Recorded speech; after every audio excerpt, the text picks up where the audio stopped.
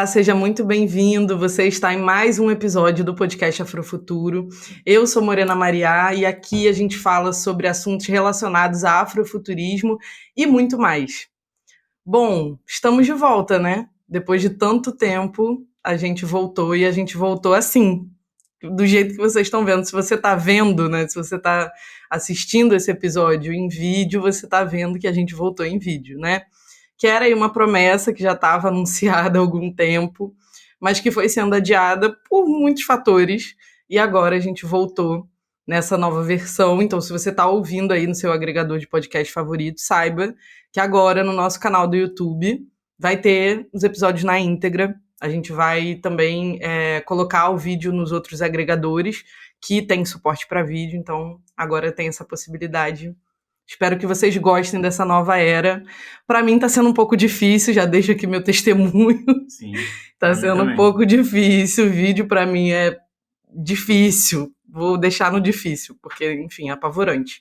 Mas eu tô feliz de estar voltando, da gente estar aqui de novo, depois de tanto tempo e depois de tantas coisas que aconteceram nesse meio de caminho, né? Antes de entrar no assunto do episódio de hoje, eu queria lembrar vocês que a gente tem um Apoia-se, que ficou parado um tempinho, mas que agora está aí de volta junto com a gente. É apoia.se/afrofuturo. Esse é um episódio que não é bancado por ninguém, ele é financiado pelo nosso coração. Então, se você gosta desse conteúdo, se você quer que esse podcast continue existindo, apoia a gente, porque agora, cada vez mais, a gente vai precisar do apoio de vocês para manter esse podcast acontecendo, tá bom? Então vai lá, apoia.se/afrofuturo. Além disso, vocês também encontram a gente no Instagram, @falhaafrofuturo, e no Twitter, porque esse jovem aqui do meu lado fez uma conta no Twitter pra gente, e agora a gente tem Twitter também, @falhaafrofuturo, tá? E bom, para começar a contextualizar vocês desse retorno, antes de falar especificamente dos assuntos que a gente vai tratar hoje, eu preciso lembrar vocês, enfim, 1000 coisas que aconteceram nesse caminho, e dizer o que o Hugo tá fazendo aqui do meu lado, né? Porque quem não segue a gente nas redes sociais provavelmente não sabe do que tá rolando, né? O Hugo e eu somos semi-casados, né? A gente é noivo. A gente tá noivo. Quase lá. Estamos quase lá. E bom, a gente agora também, além de noivos, a gente também é sócio. Então, essa é a nova cara do Afrofuturo, tá bom? São 2 caras agora. E em breve mais caras também, porque o Afrofuturo nasceu para ser um projeto coletivo, né? Ele sempre foi pela coletividade, apesar de ter sido criado por mim, e agora cada vez mais a gente vai ter novas vozes, novos rostos, novas perspectivas aqui. Eu estou muito feliz com esse novo momento de crescimento e de amadurecimento do Afrofuturo, então queria dar as boas-vindas para o Hugo, que agora está aqui com a gente, e apresentar ele. Vou ler aqui a bio dele chique. É a sua bio. Tá assim, ó. O Gugama é pai da Luísa, uma menina linda de 12 anos, que aí é o meu à parte aqui. Nerd convicto, entusiasta da cultura hip hop. Graduando em banco de dados pelo Centro Universitário Senac SP. É fluente em inglês e espanhol, com mais de 15 anos de experiência na área de tecnologia, tendo atuado em grandes empresas como PepsiCo, Tivit, HP, Nava, Tech Mahindra, não sei nem se eu falei certo. Falei? Hoje, o Hugo é engenheiro de dados na GAVB, que faz parte do Grupo Boticário. Além da sua experiência profissional na área de tecnologia, ele também foi integrante de coletivos ligados ao ativismo digital, como o Levante Negro e o Unigeek. Então foi assim, inclusive, que a gente se conheceu, né? Ele era integrante do Unigeek, eu produzi o canal do YouTube do Unigeek e a gente se conheceu. Eu soube da existência dele, pelo menos assim. E aí eu passei a seguir ele no Twitter e dei uma cantada nele no Twitter e aqui estamos nós hoje. Seja bem-vindo, Hugo Gama. Obrigado. Eu tenho... Chega mais perto. Eu tenho um pouco de... Eu também tenho essa mesma questão com o visual, né, de aparecer, mas eu acredito que aqui no Afrofuturo eu vou praticar tanto a minha fala, que a minha fala... ouvir, né, vocês me ouvirem, porque eu sou muito mais de escrever do que falar, tanto quanto vocês me verem também. Então, vai ser um exercício bem interessante fazer isso, fazer fala, voz e tudo ao mesmo tempo, enfim, que a gente precisa exercitar essas coisas e tudo mais. Uma Mas coisa é isso. importante que a gente não fez, nem eu nem você, e aí eu queria aproveitar para lembrar, é a autodescrição. Ah, Você pode verdade. se autodescrever, depois eu vou me autodescrever também. Posso. Eu sou, eu sou um homem negro, de pele, de pele um pouco mais marrom. Eu tenho 1,74 de altura, eu peso 110 quilos e eu tenho duas tatuagens, uma no braço esquerdo e uma no braço direito. Tenho uma barba que cobre o rosto inteiro, barba e bigode. E tenho o cabelo, atualmente ele tá curto, mas em geral eu deixo ele carequinho, geralmente.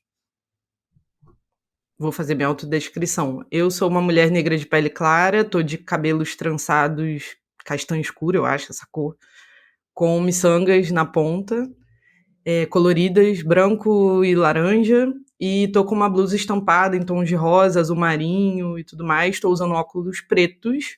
E no fundo da nossa imagem tem uma estante com muitos livros coloridos e tudo mais. É uma estante com 3 partes e, enfim, bastante livro atrás da gente. Basicamente, acho que é isso. E o microfone que a gente está usando é um microfone direcional preto. Bom, vamos continuar. Antes, de novo, né, mais uma vez, antes da gente entrar no assunto que é a pauta do episódio de hoje, como a gente está fazendo um episódio de retorno, a nossa pauta não é só o assunto, né, mas também um pouco do contexto que está ligado a esse retorno. E aí eu queria contar para vocês uma novidade, né, dessas mudanças todas que estão acontecendo no nosso trabalho com o Afrofuturo. Eu até fiz um post polêmico falando que o Afrofuturo ia acabar, e mas não é que o projeto vai acabar, ele simplesmente vai, de uma certa forma, morrer para nascer uma nova configuração, né? Ele tá se transformando, né? Isso. Ele está mudando bastante e a gente entendeu que o Afrofuturo ele tem uma vocação, digamos assim, social muito forte, né? Então a gente entendeu que o Afrofuturo ele deve ser um instituto. Então agora a gente vai começar essa mudança, né? Estou compartilhando aqui com vocês de uma certa forma em primeira mão, que é uma mudança de posicionamento no nosso trabalho, mas também de estratégia, né? De objetivos, de formas diferentes de financiar esse trabalho, enfim, uma mudança bem grande para a gente de gestão mesmo do trabalho. E aí a gente volta sendo olhando para esse lado de se tornar uma organização não governamental para atuar nesse processo de construção de futuros, né? A partir de uma perspectiva africana, afro-brasileira, né? Pautada pelo afrofuturismo, que é a nossa metodologia principal, né? Que é o nosso carro-chefe, digamos assim. E entendendo que essa união entre afrofuturismo, educação, que é o tema do nosso episódio de hoje, e os estudos de futuro, eles formam aí um bem bolado que nos interessa explorar, tanto como um trabalho né, com esse instituto, um trabalho que tenha uma pegada social mais forte, mas também dentro dos nossos produtos e serviços, né? Que, para quem não sabe, inclusive, a gente faz vários tipos de serviços, presta vários tipos de serviços e em empresas, em organizações, enfim, instituições de ensino. A gente está aí na pista para negócio, a gente já tem alguns produtos formatados e prontos e tal. Então, se você quiser levar a gente para falar aí em algum lugar ou fazer algum processo, te ajudar a construir esse futuro da sua organização, fala com a gente lá no falhaafrofuturo@gmail.com, que a gente vai ter maior prazer de conversar com você e entender quais são as necessidades que você tem por aí.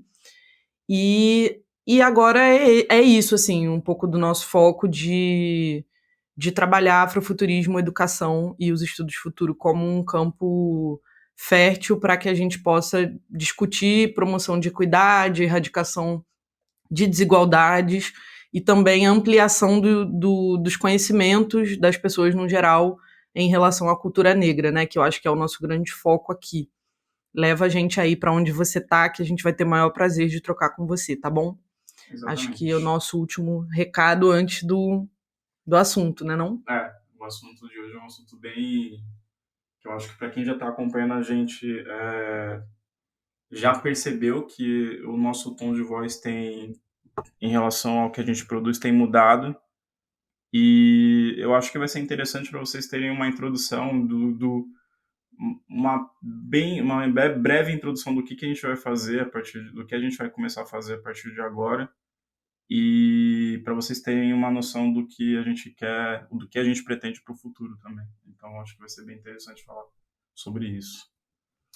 E bom, queria dizer que essa temporada, a gente vai ter uma temporada inteira, porque eu acho que é um novo foco do nosso trabalho, então faz sentido pra gente ter uma temporada inteira sobre educação, né? Falar de.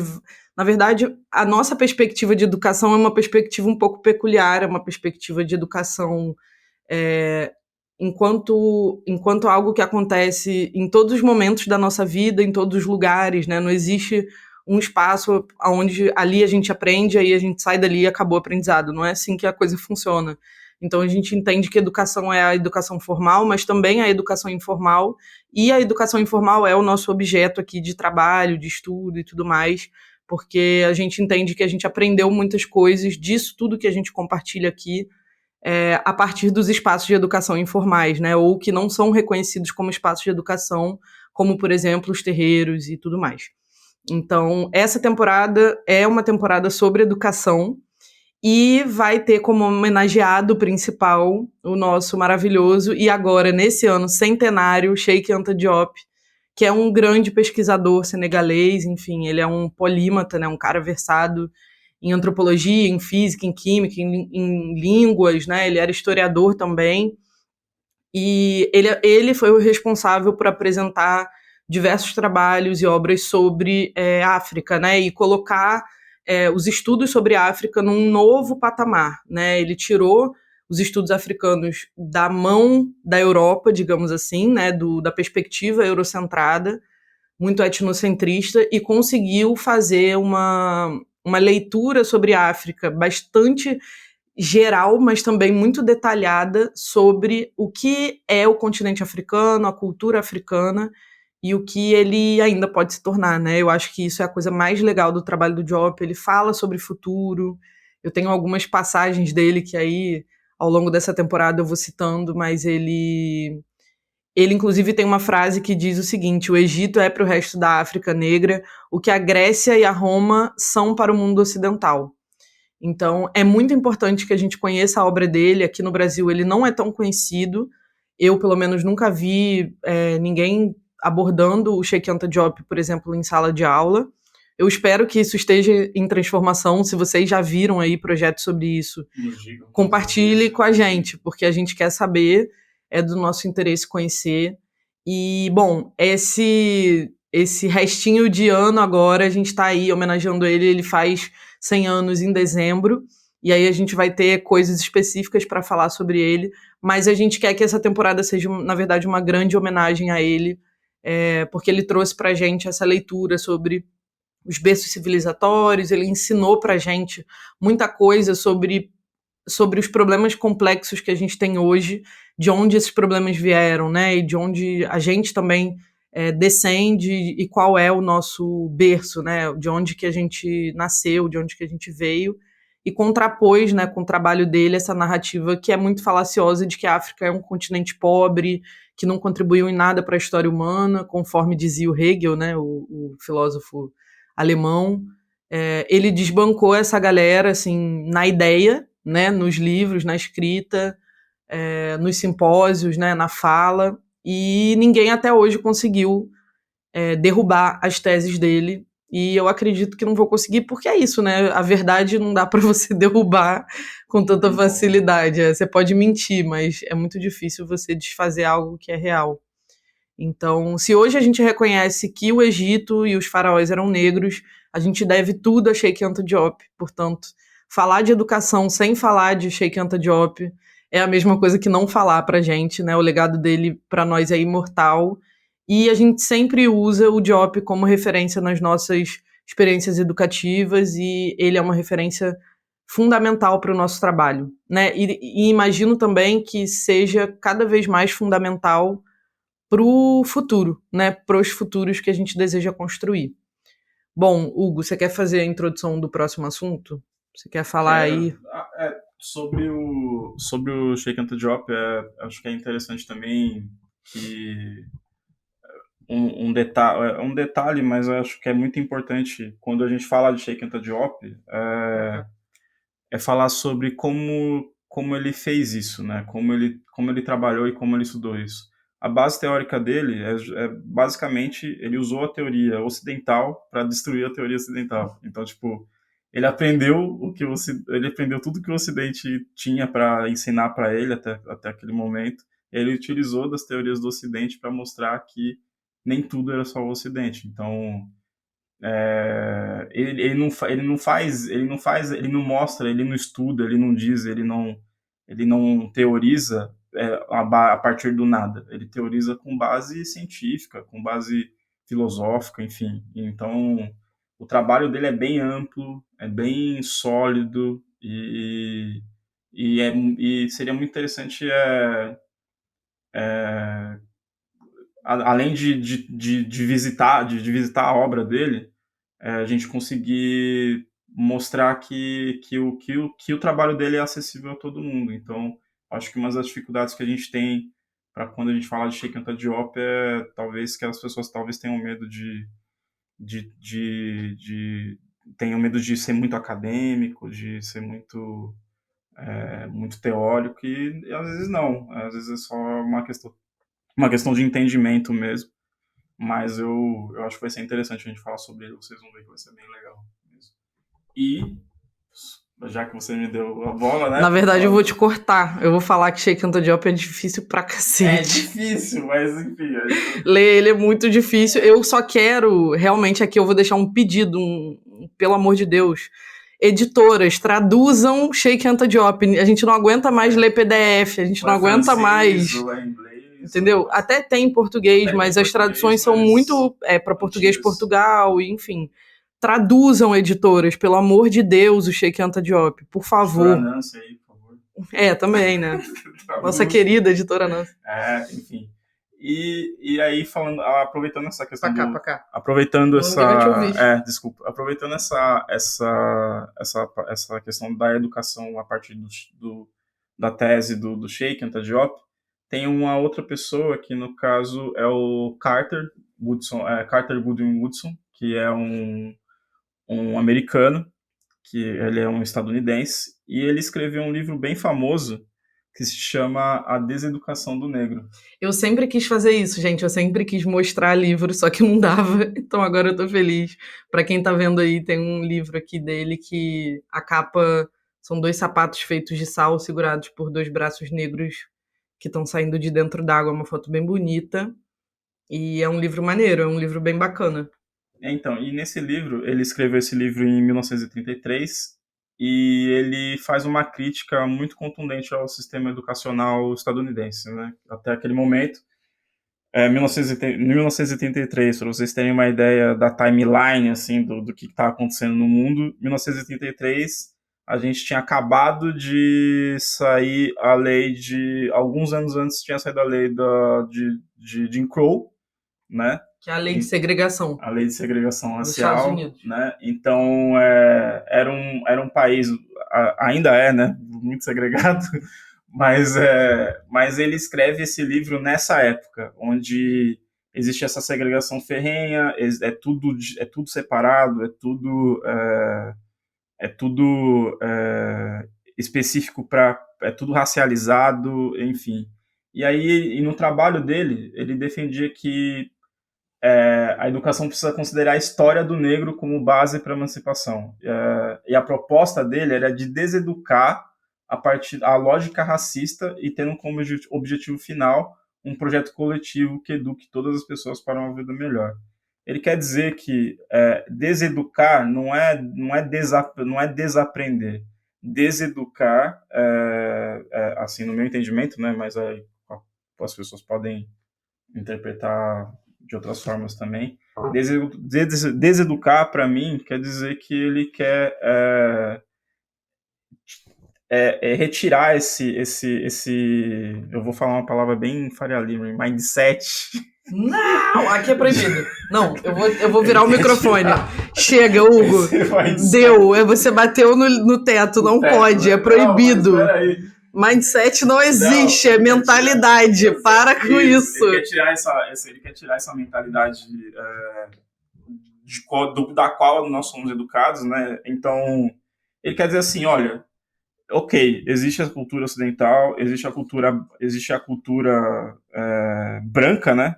Enfim, e nós, negros, estamos aprendendo apenas a cultura branca. Nós não aprendemos a nossa cultura. Então ele vai criticar o sistema educacional dizendo que, além de racista, ele é...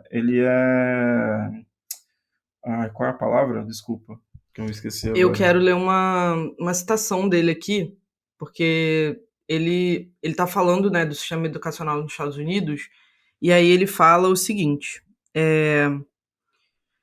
o mesmo processo educacional que inspira e estimula o opressor com a ideia de que ele é tudo e conseguiu tudo que vale a pena, ao mesmo tempo deprime e esmaga a centelha do gênio do negro, fazendo sentir que sua raça não tem muito valor e que ele nunca alcançará os padrões de outros povos. Antes, ele tem uma outra citação que fala assim, quando você controla o pensamento de uma pessoa, não precisa se preocupar com as suas ações.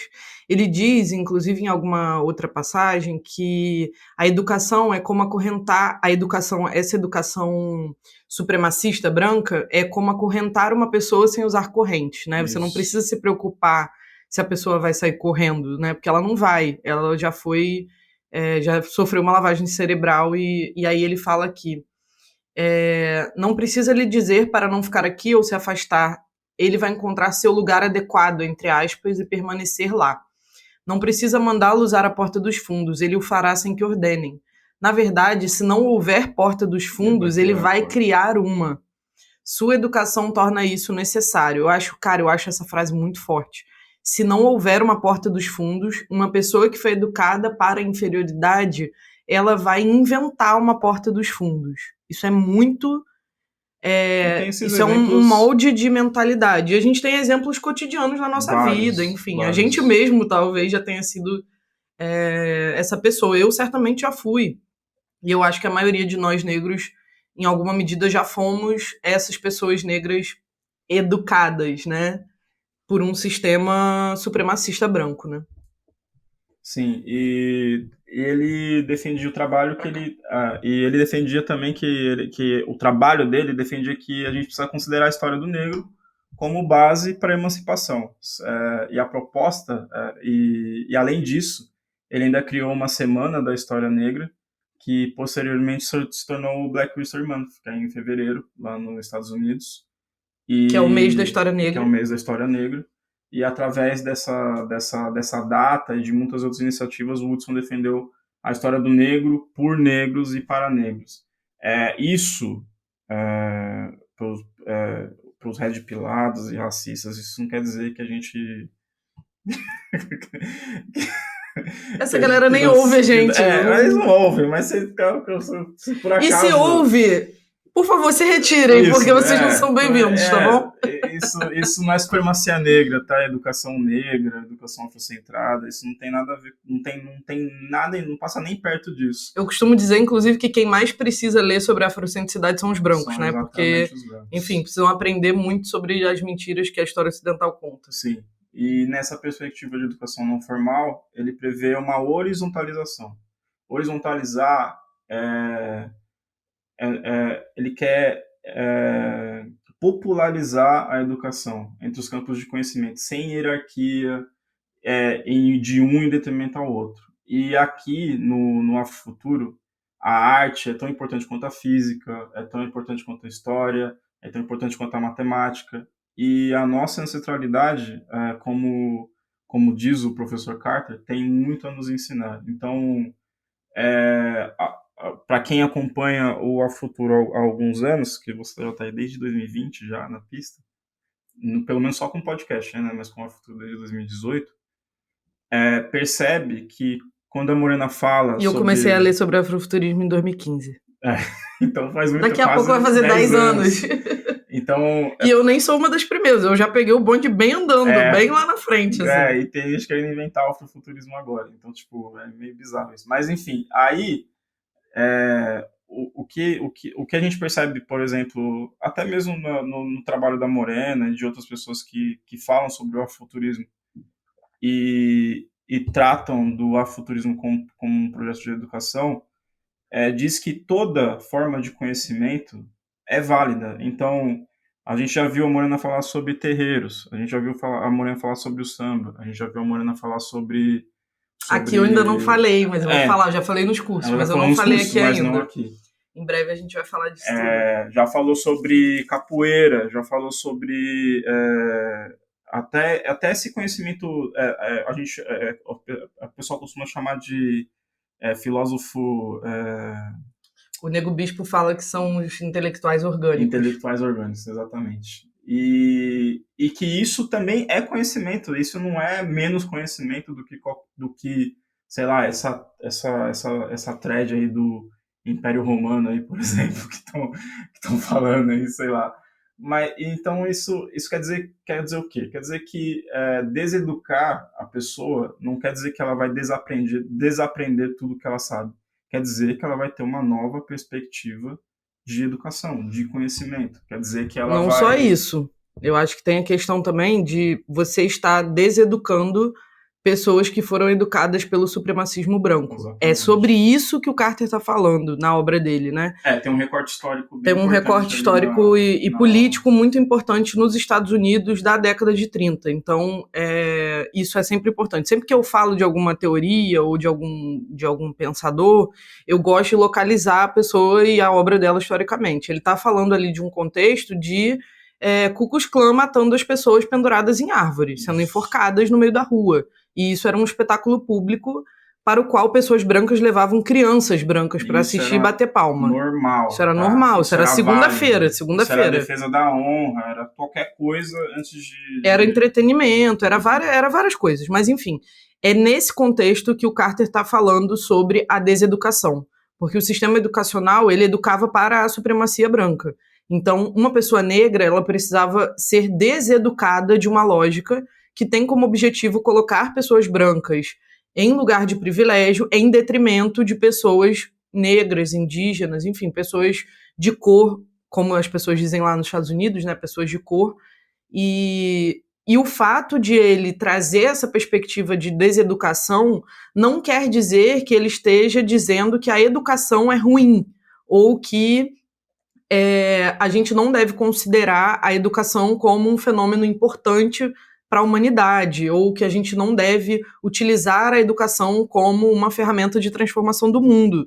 Muito pelo contrário, eu achei interessante trazer essa perspectiva do Carter aqui nesse episódio de hoje, porque a gente precisa entender que quando a gente está falando de um objeto, seja ele qual for, de um fenômeno, como a educação, existem sempre perspectivas diferentes, mas às vezes perspectivas inversas.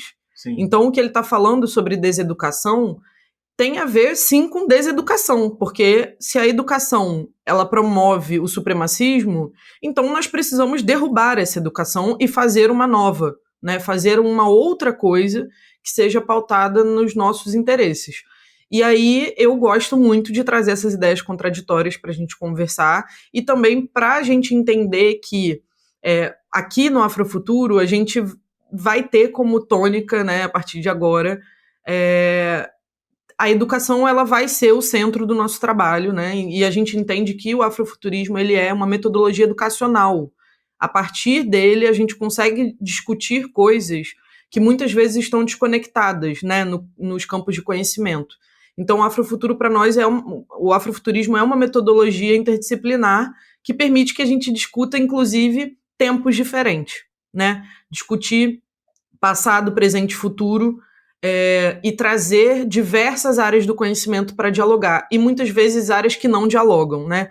Hoje cedo eu estava escrevendo um texto sobre estudos de futuro e sobre os problemas, né, da alfabetização de futuros, letramento em futuros, enfim, para quem não sabe o que é uma espécie de novo campo de conhecimento proposto pela sociedade ocidental para que a gente, de alguma forma, queira controlar o futuro. E eu já começo partindo dessa premissa de que, para quem já ouviu o episódio de ancestralização de futuros, quem não ouviu vai lá ouvir, é uma premissa que, para mim, já começa inversa. A gente nunca quis controlar futuro nenhum. Então, para nós, a questão não é sobre controle. A gente está lidando com uma outra base cultural, com outros valores, com outras prioridades para a gente, né? A gente quer garantir a nossa continuidade, garantir a vida, né? Garantir a saúde das pessoas, do planeta, dignidade para que as pessoas que ainda não nasceram, que virão, possam viver aqui em condições possíveis, né? Então, a gente não quer colonizar Marte, né? A gente quer um planeta Terra saudável, né? Pessoas tendo direito e acesso àquilo que é básico e fundamental para viver. Então, essa perspectiva, né, da educação enquanto centro do nosso trabalho, ela está muito alinhada à proposta de deseducação do professor Carter Woodson, porque a gente entende que a educação formal ela tem muito a aprender, ela tem muita coisa da educação tradicional, inclusive da educação formal, que a gente precisa se desfazer, que a gente precisa desaprender para aprender coisas novas, né? E colocar a transformação onde ela tem que estar. Até porque a gente sabe que para quem é educador e para quem está na área de educação, a gente percebe que muitas vezes a gente se sente batendo dando murro em ponta de faca, né? Então, quando a gente tenta andar um pouquinho, quando a gente tenta deseducar, ou seja, quando a gente tenta fazer de uma forma diferente, o sistema vem ok e bum, cobre a gente com todos aqueles métodos malucos e tudo mais. Então, não é questão de que o seu método ou que a forma que você ensina é ruim. É uma forma diferente que eles não entenderam ainda. Então, é interessante falar sobre deseducação nesse sentido, porque... Eles quem? De quem você está falando? Oi? Eles quem? Quando tu começa com esse eles aí... eles são eles os brancos, quem? os brancos, gente. Os brancos, pelo amor de Deus. Quando eu falar eles, são os brancos, tá? Não é uma coisa... Fica um negócio meio misterioso, meio conspiracional, né? Eles. Não, então, o que eu tava falando? Agora você me fez perder o Desculpa.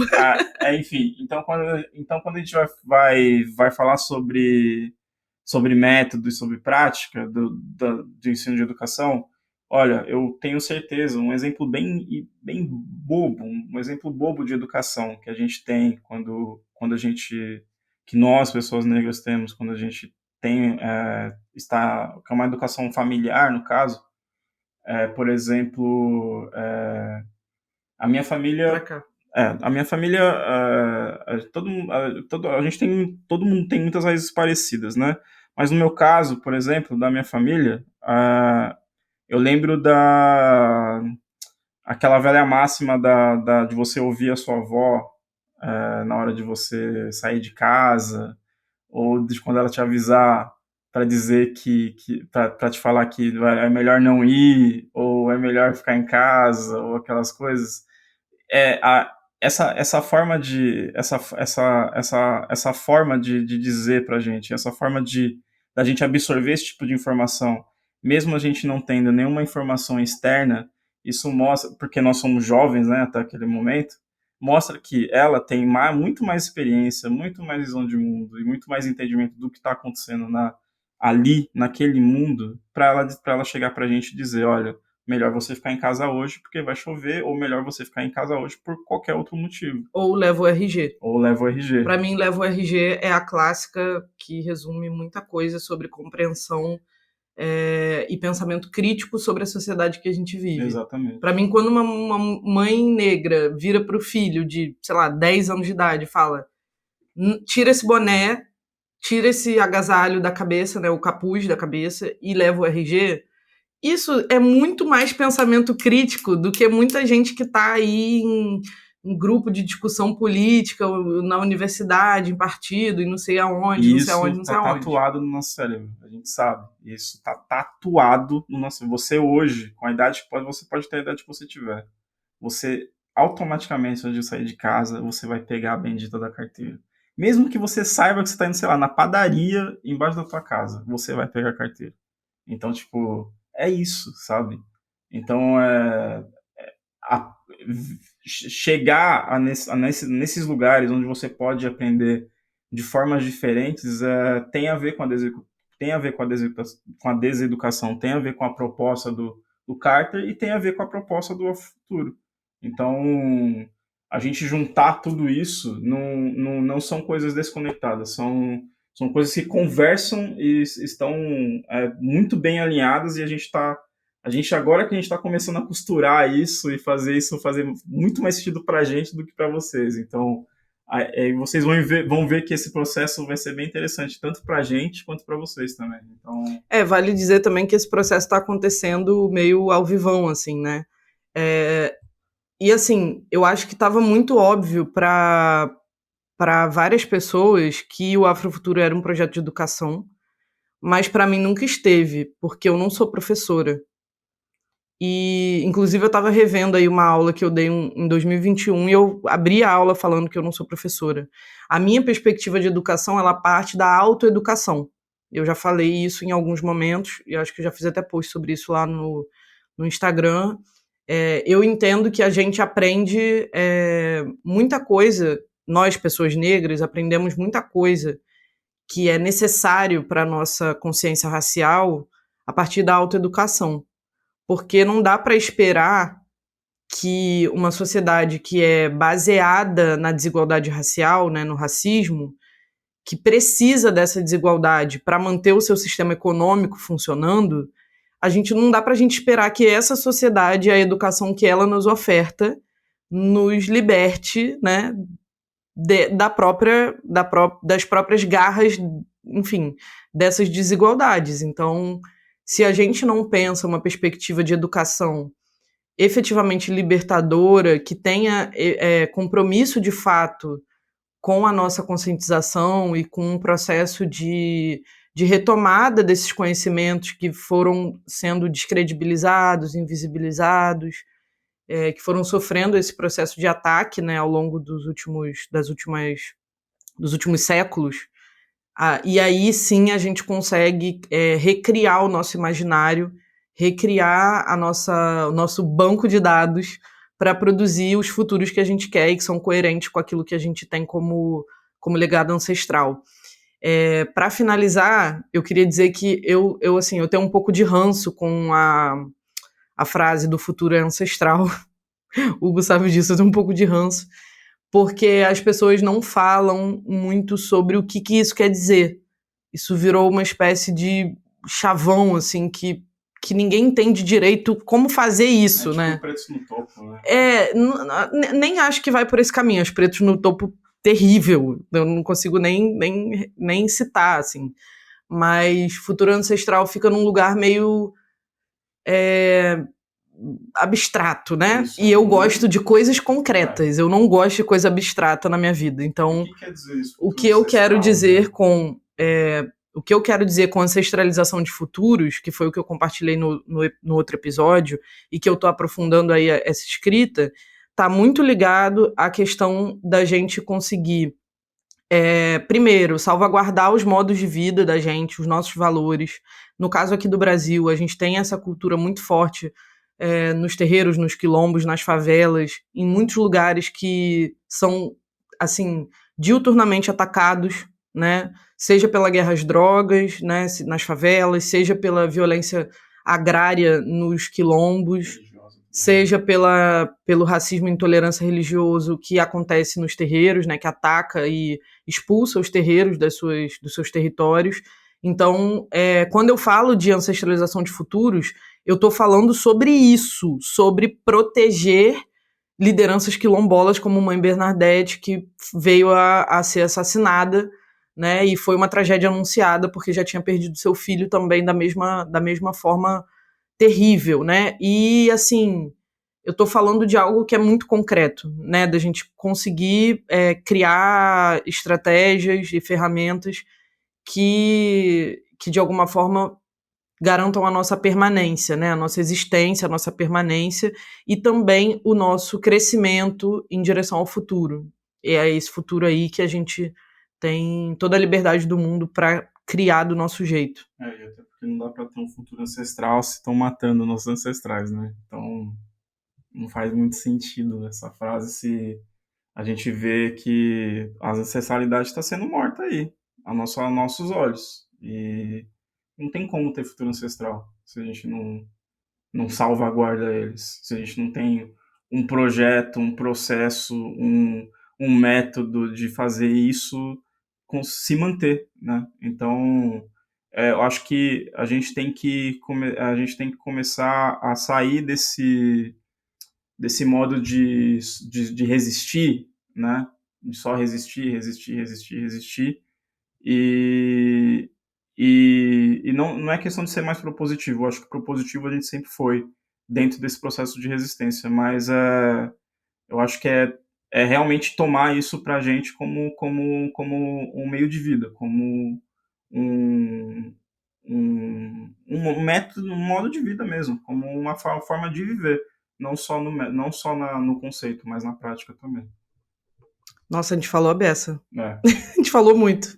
Gente, aí para deixar aí nossa dica clássica, né, nossa dica afrofuturo do dia vai ser o livro do Carter, né, Godwin Woodson. Eu sempre erro o nome Carter do meio Godwin dele, Woodson. que é A Deseducação do Negro. Queria deixar aí essa recomendação de leitura.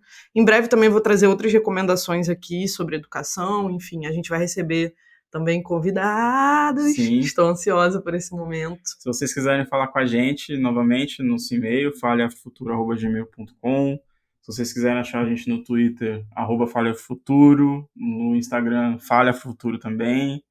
A gente vai deixar todos os links para nossas redes na capa do episódio. Na descrição do episódio, desculpa. E se vocês quiserem mandar perguntas pra gente, interagir com a gente, pode mandar, porque a gente está muito afim de conversar com vocês, a gente está muito afim de ouvir outras ideias, de ouvir o que vocês têm a dizer pra gente. Ah, esqueci de falar, mas um recado final. A gente tem agora um canal de transmissão lá no Instagram. E, bom, a gente já teve, eu acho que ainda tá ativo lá o nosso grupo do Telegram, mas eu acho que a gente vai focar um pouco, migrar nesse canal de transmissão do Instagram, né? Uma coisa que a gente está pensando aqui como fazer e tudo mais, mas a gente tá bem ativo lá no canal de transmissão, então mandem por lá suas perguntas, enfim, a gente está sempre colocando caixinha de pergunta para vocês poderem responder. Se quiser mandar direct também. Bom, eu sou @MorenaMaria, Maria com H, no Instagram, no Twitter. Você quer deixar suas redes sociais ou você vai bancar o low profile? Não, vou deixar assim. É que meu arroba é muito estranho. É @ogugama. É o meu nome ao contrário, Gama, entendeu? Tipo, Ogugama. Vai ficar aí também na descrição do episódio. E não tem a ver com Yorubá, não tem nada a ver. Já me perguntaram isso. É só o meu nome ao contrário, gente. Não tem nada de... Aquela coisa bem adolescente, né? Que a gente gosta de nome ao contrário. Eu fui procurar o Ogugama, não achei, que alguém já tá usando e virou Ogugama. Então é isso. Gente, e por hoje é só. Muito obrigada por quem ouviu até agora, porque a gente falou a beça. Muito obrigada pela escuta e para quem está assistindo também, né, que está vendo nossa cara. Muito feliz com esse retorno nosso, feliz com as novas perspectivas de futuro que a gente tem para o Afrofuturo. A gente está bem animado, bem empolgado e felizes também de poder colocar esse projeto em frente, né, de fazer ele acontecer de fato como ele merece. Ele merece, de fato, esse projeto. Eu tenho muito carinho por ele e eu acho que ele tem um potencial transformador muito bacana. Então, é isso. Lembre-se lá do nosso Apoia-se, apoia.se/afrofuturo. E a gente se vê num futuro próximo. Tchau. Tchau.